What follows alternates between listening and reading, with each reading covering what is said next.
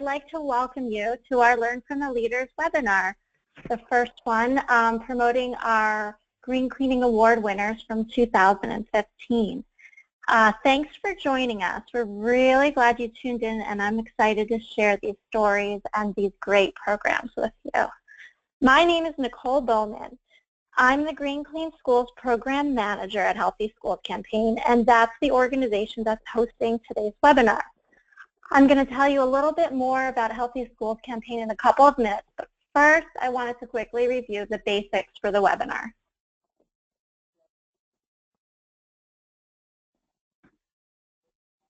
Hold on a second, guys. Okay, here we go. You can get on social media right now and join the conversation live. Just use the hashtag #GreenClean with your thoughts.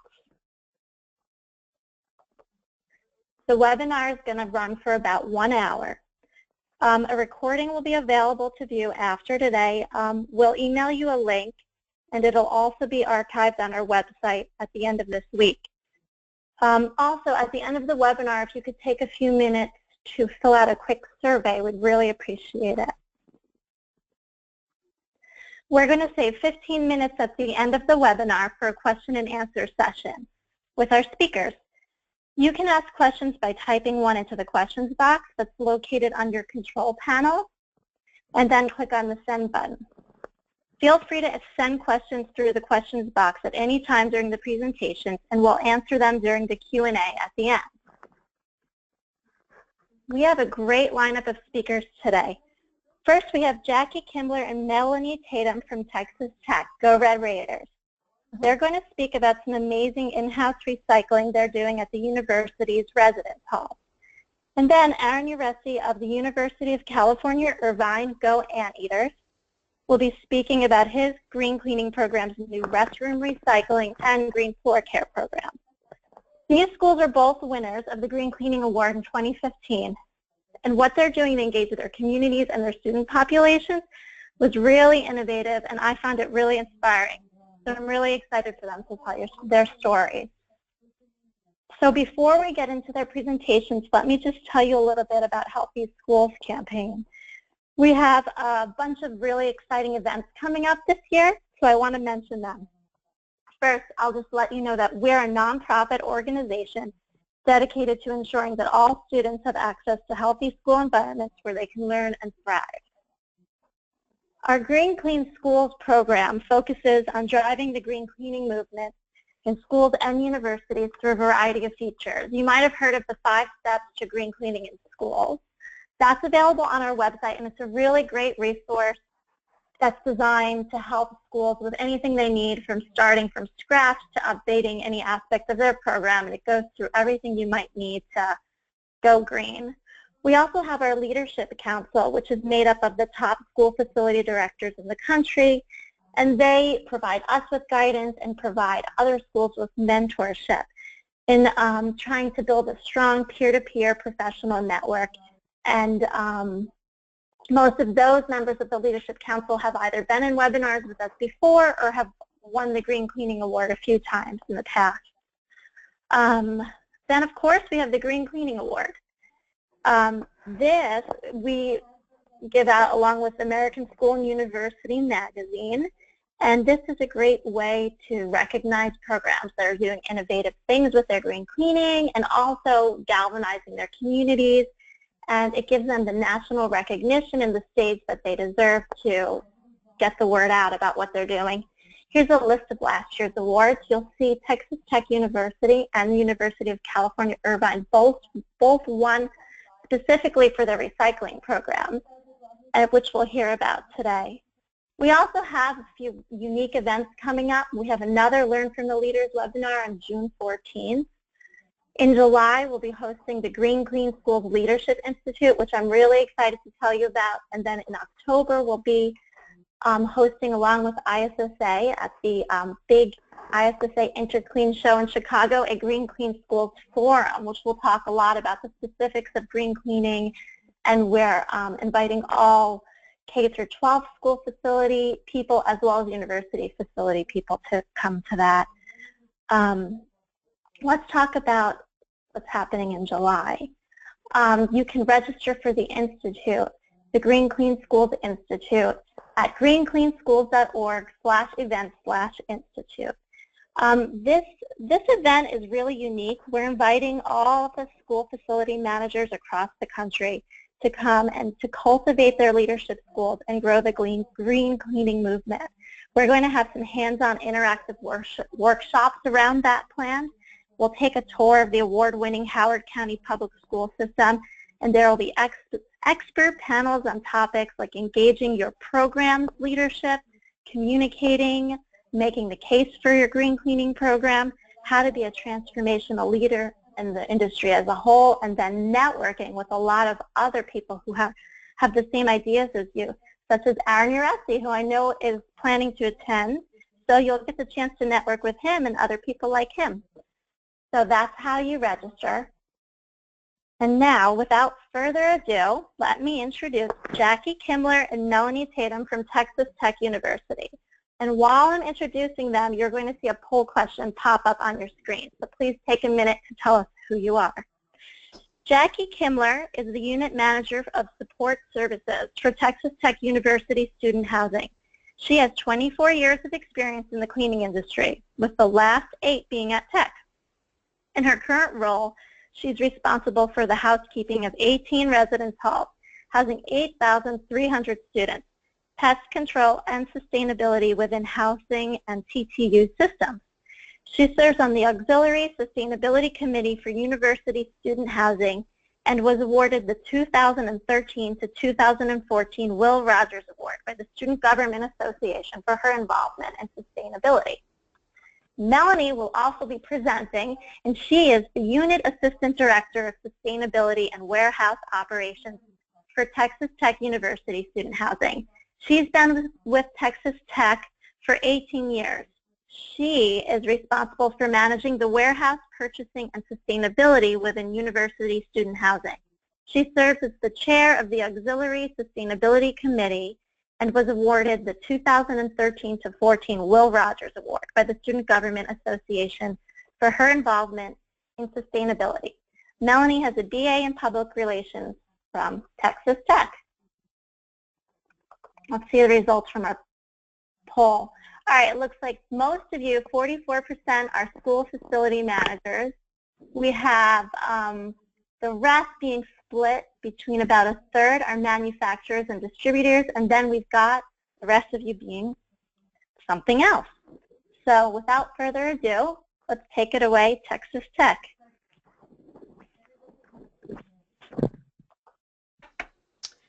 Hi, everybody. We hope by sharing our story and our challenges that this will help you to be successful in your recycling program. Slide.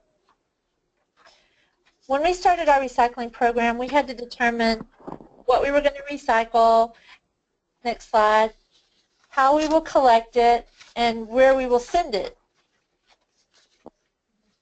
And the next slide, sorry y'all, I forget to say that.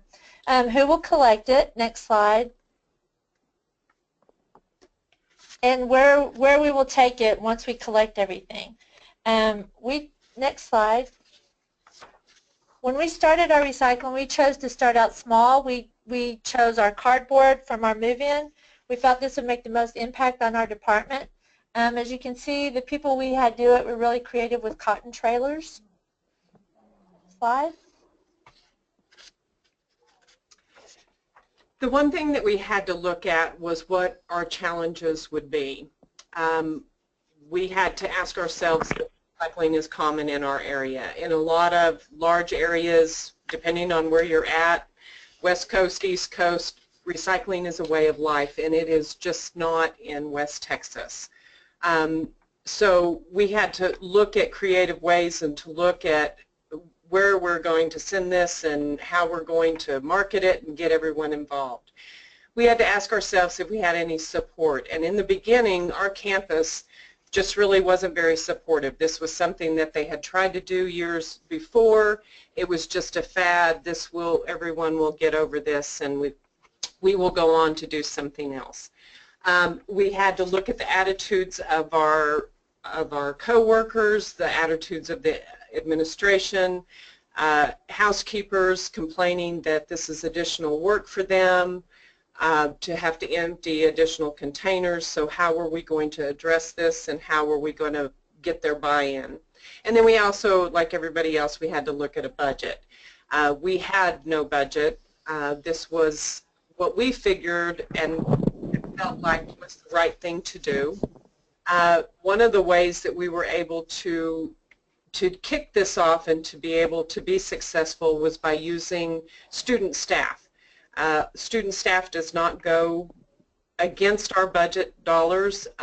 This is something that the campus encourages us to do. So during the year, we will hire anywhere from 12 to 15 students to help us with our recycling. Next slide. Once we started this, we were constantly looking for improvements. The very first year we did it, we paid a company. I'll tell you, we paid them $12,000 to bring trailers out and have people to collect our cardboard. That first year we collected 12 tons. The second year we contracted with another company and they rented roll-offs and used temps.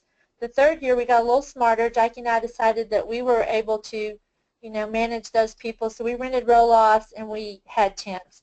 The fourth year we got really smart and we took advantage of a program our university has for move-in. They have Howdy Texans, and every year they always had more than enough people to use. So we said, well, we'll take those and we'll call them our R3s. They're the Red Raider recyclers. So that fourth year we didn't have to pay out for any salaries.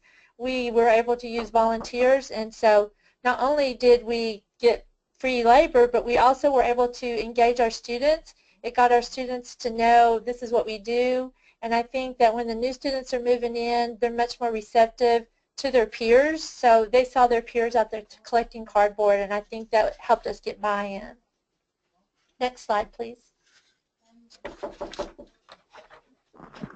And then you just need to watch the program grow. By starting with our move-in cardboard, the first year we just set out containers to be able to handle just the low-hanging fruit. We wanted to make sure that whatever we did, we were successful in doing that. We didn't want it to be overwhelming to where we felt like we had failed. So we just kind of started very small.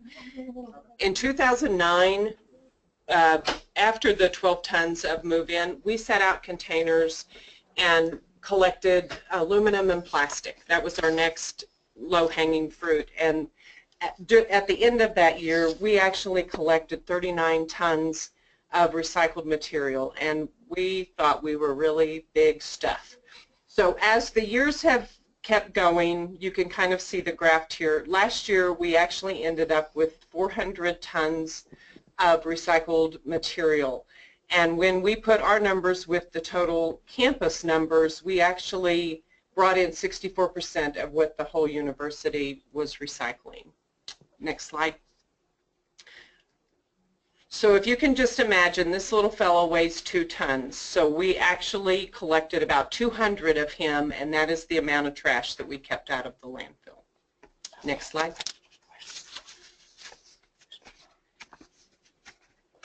So after we had kind of mastered cardboard, we decided to add plastics into it throughout that first year. So next slide, please. And we don't have the advantage of a single stream recycler in our community, so when everything we collect, we have to go through it and sort it ourselves. Next slide, please. Once we sort through that stuff, we dump all the #1 plastic into a compactor because the amount of water bottles on this campus and Coke bottles is ridiculous, and we couldn't keep up with it, so we put it into the compactor. Next slide. And we empty that compactor about every 2 to 3 weeks. So we have a video that will show you kind of what 3 tons of plastic looks like when it's dumped out of that truck. And when they empty that out of that truck, they sweep it all together and they put it on a conveyor belt and bale it all. And when we sell this, each time we do that, we make about $300 off of those bottles. It's a lot of plastic. So next slide. In the time that we have started doing this, we have collected a little over 4 million bottles, and when we lay them end to end, we have made it from Lubbock, Texas to New Orleans. So there's a lot of plastic in the world. As I said before, we sell, next slide please, we sell all of our commodities, and we have 2 compactors on campus. So last year, with all the plastic that we recycled, we made about close to $40,000 on our rebates from this. And then next slide. This just kind of shows you the amount of resources we saved. Next slide. So the money that we make and have made since 2009, we do not put back into our operating expenses. We just operate. We just operate. We wanted to do something special with this money. We wanted to make sure that it wasn't, that it was going to a good cause or that we needed to do something. So we actually started putting it into a scholarship fund. In 2013, we were able to give away our first 10 $1,000 scholarships to students. These were to students that live on campus in our housing, because this is where it all began.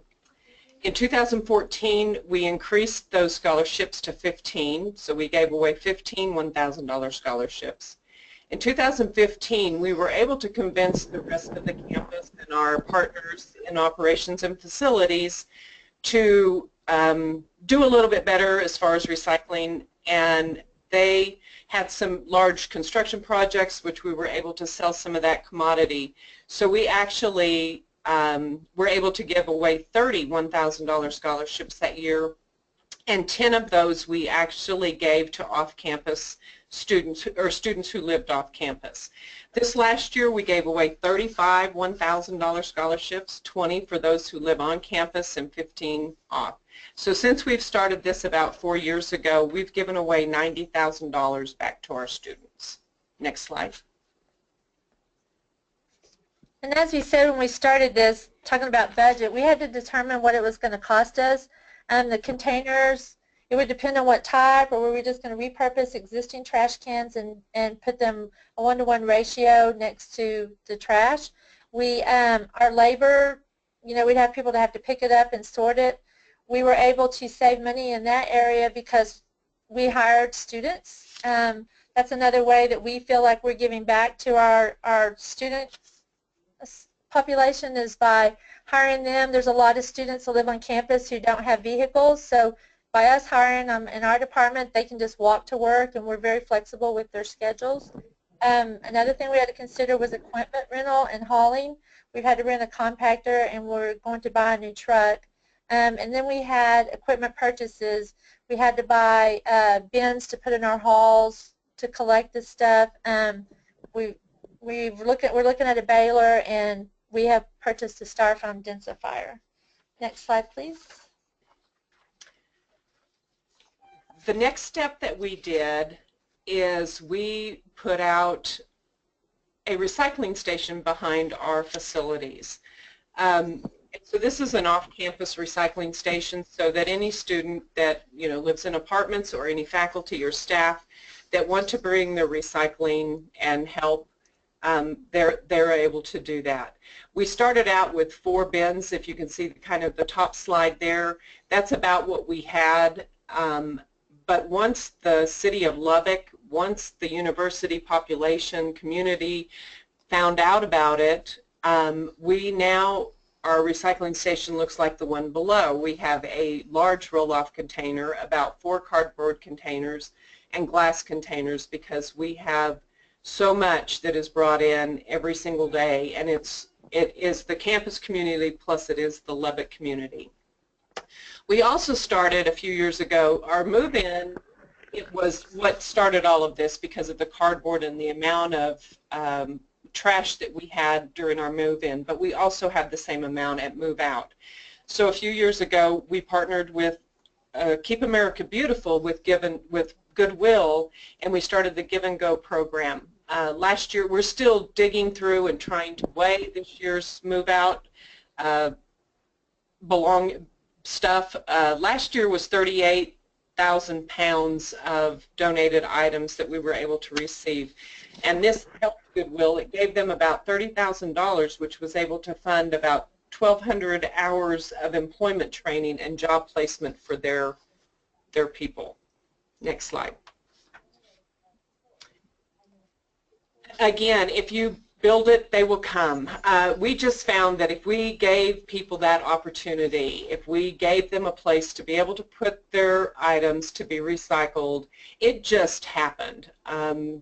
Every time that we put out a container and we put a recycle label on it, it is happening. I think our students are brought up in a world now to where they kind of do it at their homes, so they expect to do it here at their second home. Next slide.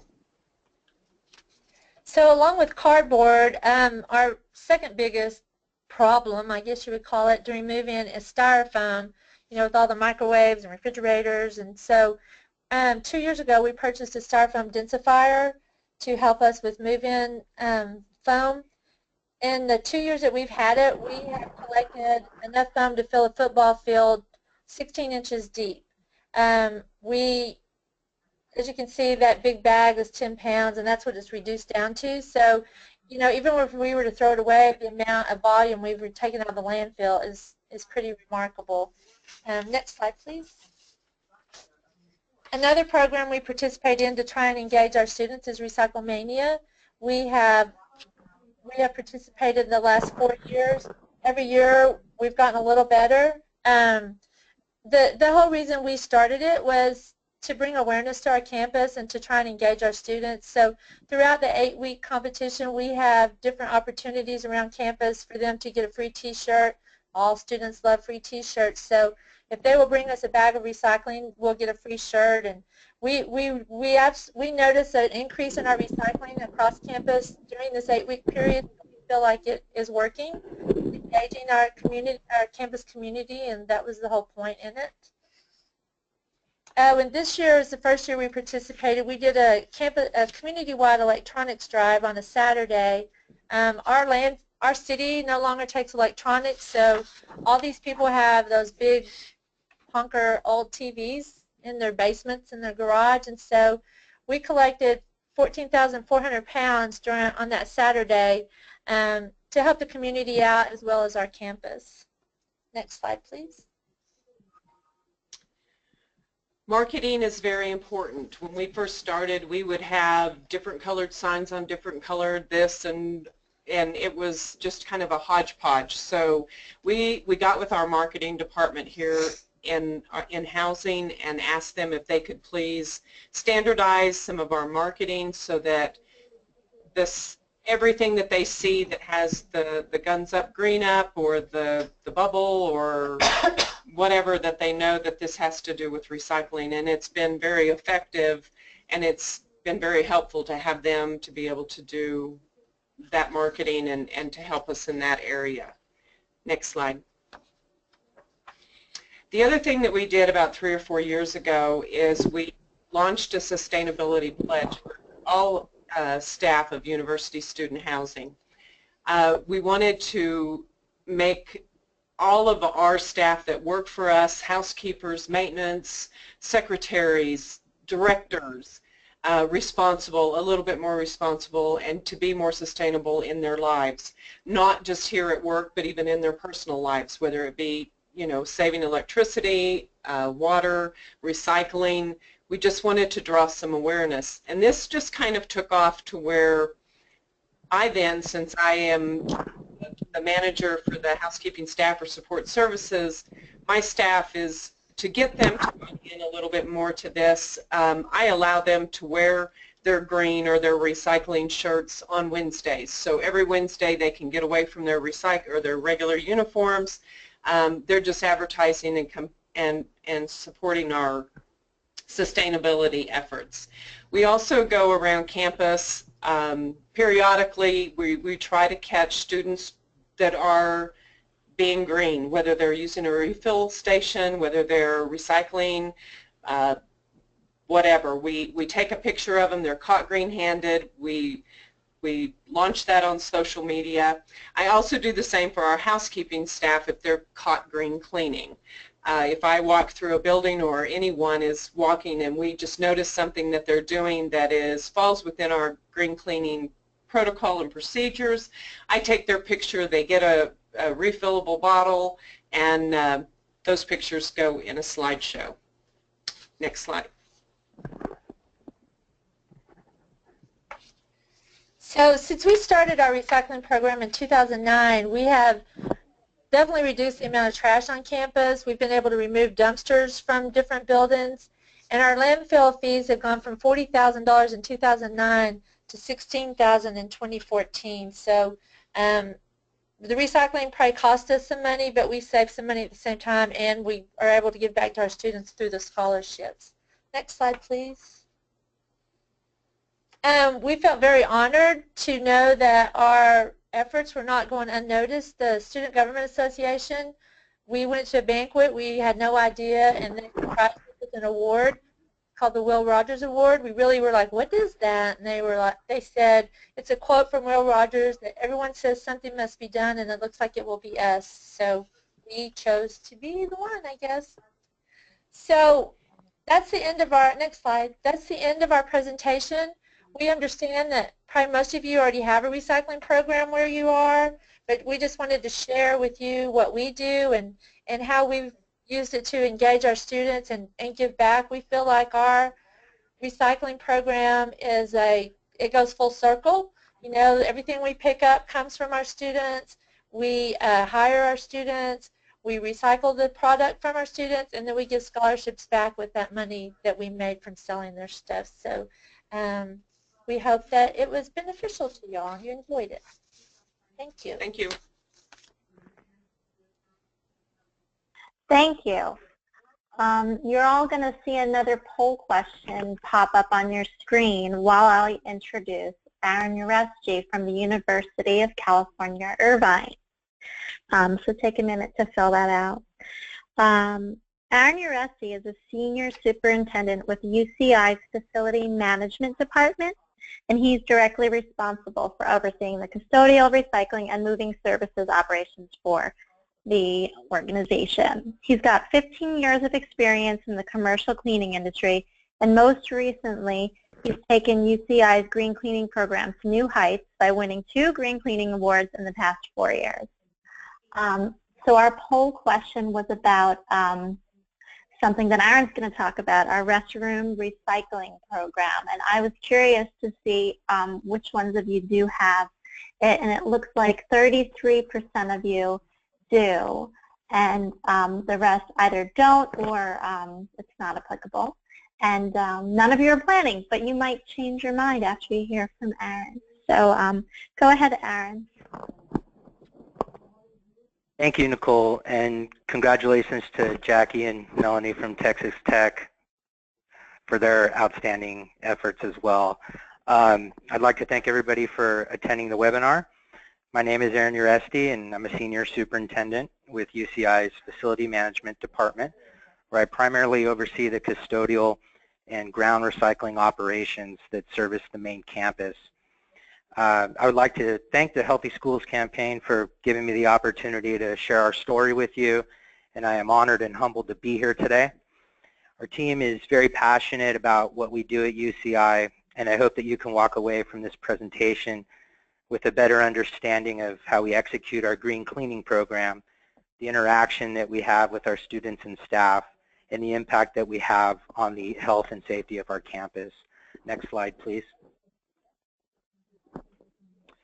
For almost 50 years, our campus utilized contract cleaning services to clean the majority of our buildings. In March of 2012, custodial services was insourced and we were integrated into the Facilities Management Department. We have 78 full-time employees that represent about 30% of the facilities organization. We provide routine cleaning to about 100 buildings throughout the main campus. We feel that each and every person on our campus deserves green services.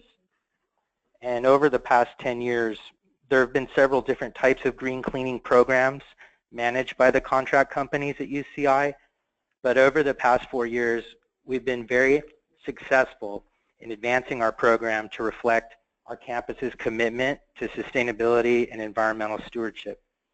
We are not finished with that effort. We are continually trying to find ways to become a department that is more efficient and more sustainable. Next slide, please. I have some pictures here of our staff. The first picture is of some of our daytime custodians with our former chancellor. This was taken at the time of the insourcing event. Next slide, please. And the next picture here is taken recently of our night manager along with our 2 supervisors and our floor technicians. Next slide, please. What is green cleaning? I know that there are many different definitions of green cleaning, but to us, what you see here on this slide has become our mission statement. To us, it's a low environmental impact cleaning program to minimize exposure of building occupants and custodial personnel to hazardous chemicals and anything that could adversely impact air quality, health, and the environment. Our goal is to provide a healthier place for students and staff to work and learn. Some things that we've done recently is that we have eliminated the use of traditional cleaning chemicals with strong odors and fumes. We have discontinued the use of solvent and acid-based cleaners on building surfaces. And the use of things such as foam soap in our restrooms and dilution stations to automatically mix and dispense our chemicals, and our recycling program are some examples of how we are preserving the environment. Next slide, please. The chemicals that we use are considered non-hazardous and are low in dye and odor. Some of the tools that we use essentially remove the dirt from the building rather than just moving it around. Things such as auto scrubber floor machines with recovery tanks to collect dirty water and the use of multi-filtered vacuum cleaners are just a few examples of the equipment that we use to remove the dirt and actually improve the overall air quality inside of a building. Our hand towels, toilet paper, and trash liners are all made with recycled content, which allows us to dispose of it as recycled material even after it's been used. Our custodial department has partnered with our students and campus administration on several different sustainability initiatives. UCI has been rated as America's greenest university for the past 2 years by Sierra Magazine's annual Cool Schools ranking. The campus has also obtained several LEED EBOM building certifications in the past few years. One of our contributions to these efforts is that 88% of our product expenditures are considered sustainable purchases that meet third-party certifications. Next slide, please. Our green floor care program, traditional floor wax and strippers can contain harmful chemicals such as sodium hydroxide and styrene that can cause serious eye and skin irritation.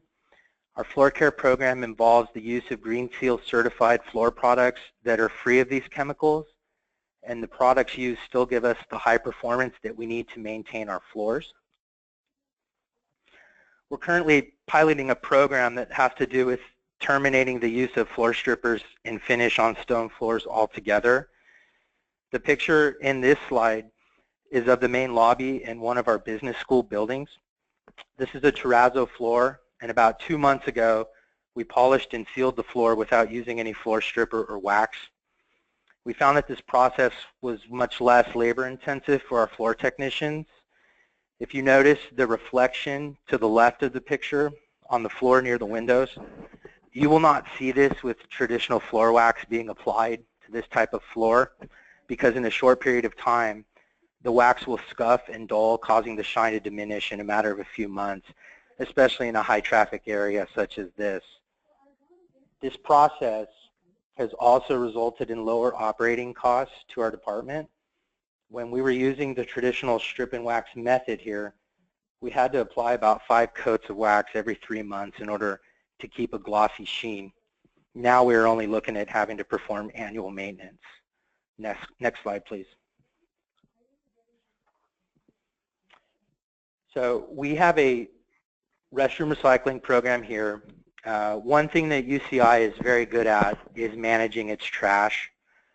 More than 80% of the campus waste is diverted from landfills. Our restroom recycling program has played a major role in helping the campus achieve that. Many people don't realize that the waste generated in our restrooms can be disposed of as commingled recycling content. We've collaborated with our sustainability program manager and the student staff to encourage individuals across the campus to put landfill waste elsewhere through proper signage and meetings with building occupants. Next slide, please. We are honored and humbled to be nationally recognized for our green cleaning efforts. It confirms that we are heading in the right direction by winning the award 2 out of the 4 years we have been operating as an in-house operation. Here's a summary of the 2 awards that we have won. Best New Program in 2013 and an honorable mention last year. From American School and University Magazine, as well as the Healthy Schools campaign. This is the only publication to have a Green Cleaning Awards program. Next slide, please. Here's a copy of the 2013 award. Next slide. And this is last year's. So what the future holds for us. We are always looking for ways to improve our program. One thing to remember is that just because a product is third-party certified, it doesn't necessarily mean that it is the right choice for your operation. Product testing and piloting are vital components to running a successful green cleaning operation. Educating our employees on the reasons why we use certain products or why they should perform specific tasks a certain way plays a crucial part in getting them to buy into your program. Also, getting your employees directly involved in product testing and pilot programs enable managers to obtain valuable feedback. After all, they're the folks on the front lines. This also gives the employees a sense of ownership and makes them feel like they are part of the decision-making process. Perception is reality, and we're all creatures of habit. There is a common belief out there that if you cannot smell it, it isn't clean. We are continuously educating members of the campus community as to why we do not clean with certain chemicals, such as bleach and other hazardous chemicals. The ability to collaborate with other managers from other schools on how they run their cleaning programs and exchanging best practices and effective product use is very important to keeping up with the constant changes we face as service providers in the cleaning industry. That concludes my presentation. Thank you again for the opportunity to share our story with you all. Thank you. Thank you, Aaron. I'd just like to thank all of our presenters for taking the time to prepare and participate in today's webinar. We're going to start taking some questions from the audience, and there's also going to be a final poll question that'll pop up on your screen. So let's hear from them.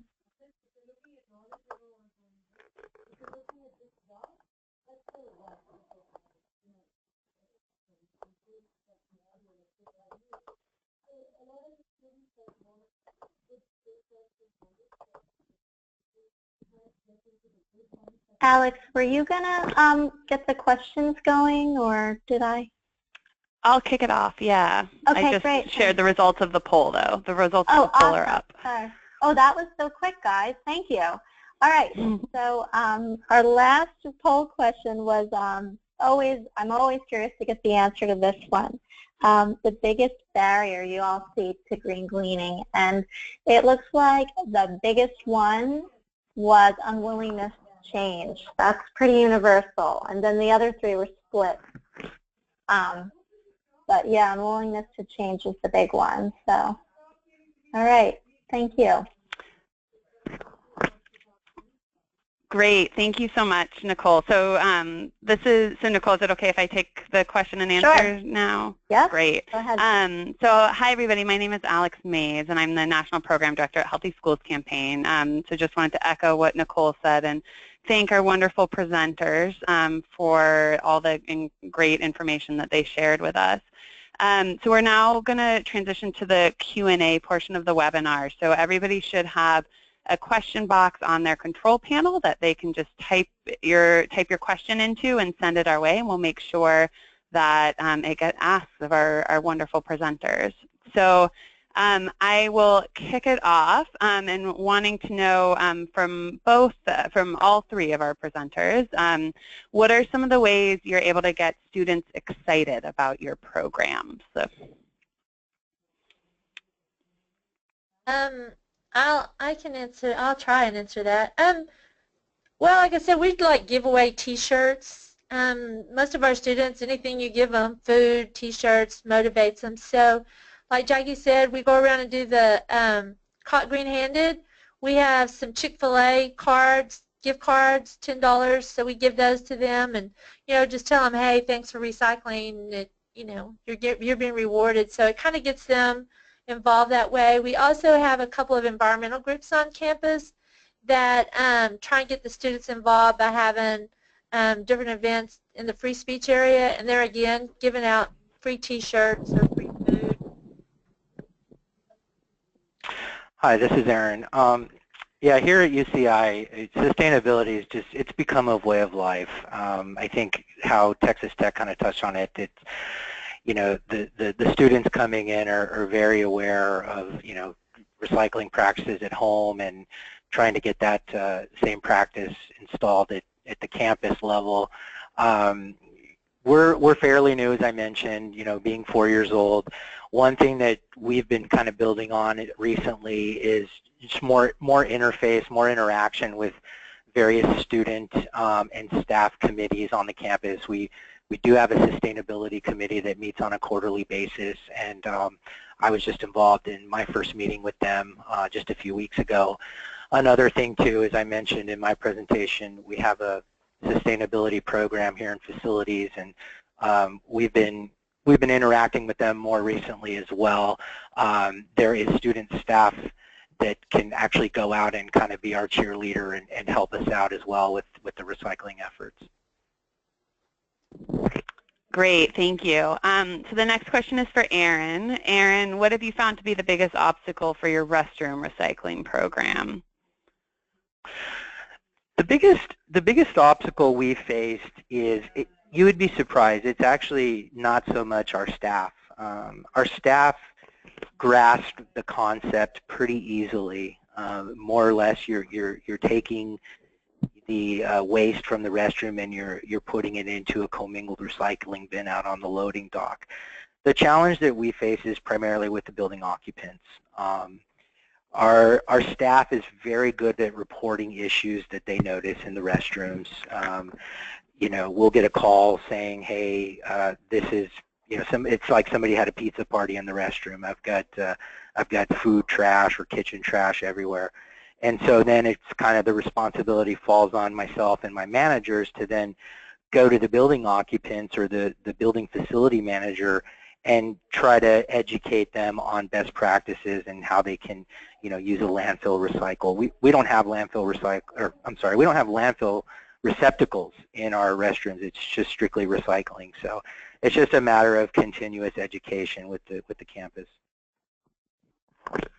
Great, thank you so much. I think that's really great input to share with everybody. So the next question is for Jackie and Melanie. What were the first steps you took to be able to offer the sustainability scholarship, and how do you recommend other schools explore doing the same thing?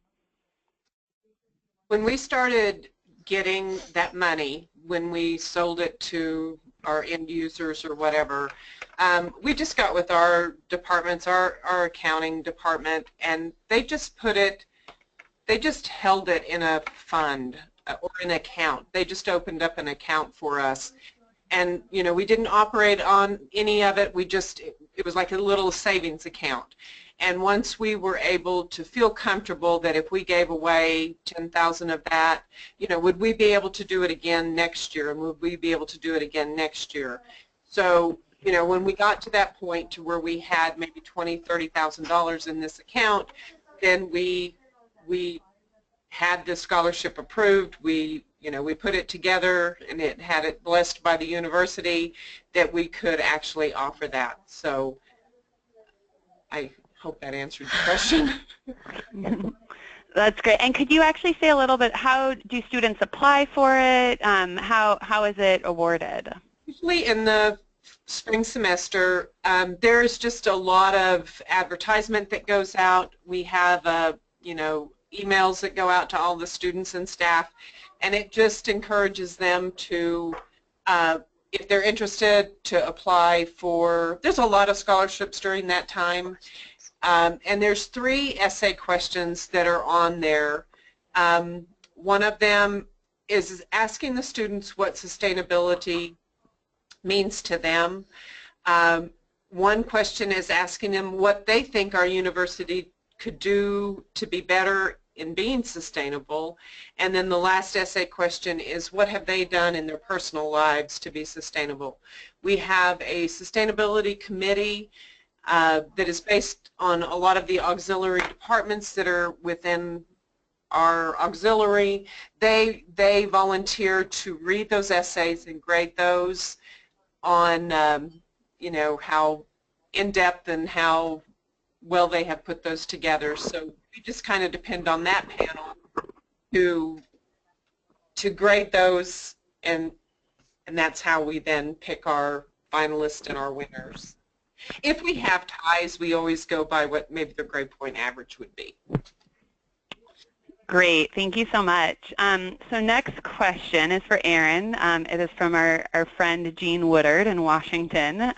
So question for Erin, how are you able to get over 80% waste diversion? Well, that is a loaded question. As I mentioned, a good portion of that is our recycling program that we have here within our department. I know that our sustainability program manager, she has been doing this for over 10 years as well, and has done a really good job going out to the other units on the campus, such as housing, and is consistently engaging with them to get them to follow recycling best recycling practices. For us, we manage the main campus exclusively here, all of the main buildings. But again, her interaction has been continuous over the past 10 years, and I think that's a really big reason for that. Great, thank you. So question for Jackie and Melanie, wanting to know if you can share a little bit about how your recycling program fits into your broader programming, whether, how it fits into the broader green cleaning program, and just how kind of it stands in with everything else.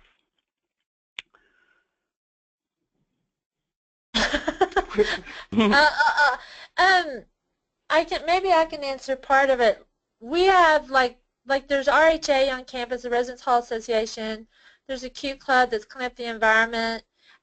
Those are all student organizations, environmental type things that are involved in our housing. So they try and come up with different programs, with the recycling, as well as the green cleaning stuff, to try and let our students know what is going on in their halls. I mean, some of them may not realize that their paper towels are 100% recycled paper and stuff. So recycling just gives us a tool. It's kind of like your low-hanging fruit and the most obvious. So when they see the recycling, I think they kind of get the feel that there's a whole lot more going on that they just don't see. But if we're doing this, we're bound to be doing other things as well. Jackie? And as far, I think, as my staff, the housekeeping staff, and doing their green cleaning, by starting with the recycling and getting them involved, they're just really proud, you know, just trying to give them rewards like the, you know, you can wear your t-shirt on Wednesdays, and they feel, I try very hard to make them feel just as important and just as significant. If it wasn't for them, we wouldn't be doing half of what we're doing. So we give them all the kudos and all the praise, and so when we try to introduce different things within our green cleaning, you know, they just really seem to get into it. They love the, you know, maybe some new equipment, some different things. It's hard to change those old habits, those old the old way of doing things, but when you can show them this is black and this is white and this is why, they really just get into it, and they really try. They try to please, and they try to do the right thing. Great, thank you. So we'll do one final question for all of our presenters. Wanting to know, what would you recommend people do as a first step to starting? So Jackie and Melanie, if people are trying to start a recycling program, you know, what would you recommend as being a first step? And Erin, maybe more broadly for people that are thinking about starting a green cleaning program, what would you recommend? I think for us, the one thing that we kept repeating to ourselves over and over is that we just didn't want to get overwhelmed. We just look at the one thing that you think that you can manage, that you can handle, and that you can be successful with. And once you've got that to where it is manageable and you've got things rocking and rolling, then take on something else. It always seemed, when we talked to people, it was like, we want to start this huge program and they want to have all of these things. Everything that we do up to this date started back from 2009. It didn't happen overnight. It has been just baby steps. So just take what you feel like, hey, this is something we could manage, this is something we can control, and take off with it, because then when you are successful, then taking that next little step just makes it easier. Yeah, I agree. You know, I think one thing to kind of get started, if you're looking at starting a green cleaning program basically from scratch, would be work with your suppliers. Your suppliers have a lot of valuable information that they can give you. I'm sure that they have worked with other campuses to help launch their program. Take it one step at a time. Take it in baby steps. There's many different components, from product selection to process changes to equipment changes. So just I would recommend tackling each one step at a time, and be involved in more forums such as this. You know, going to different events throughout the industry, talking to different managers, different operators from different institutions. You're able to learn so many different things and trade so many different ideas that's just invaluable. So. Wonderful. Thank you so much. I really appreciate, once again, you both taking the time to share your insight. And Nicole, I will hand it back over to you for concluding remarks. Yes, I would like to let you all know that our next webinar will be taking place on Tuesday, June 14th. And it'll be similar in format, and we'll be learning a little bit more about program assessment, and we'll start going into some of that. We just left off with that. All right, where do we start? Take stock of what's going on and get started with the process. So anyway, thank you to everybody for tuning in, and I look forward to hearing from you on June 14th. Thank you. Bye. Thank you.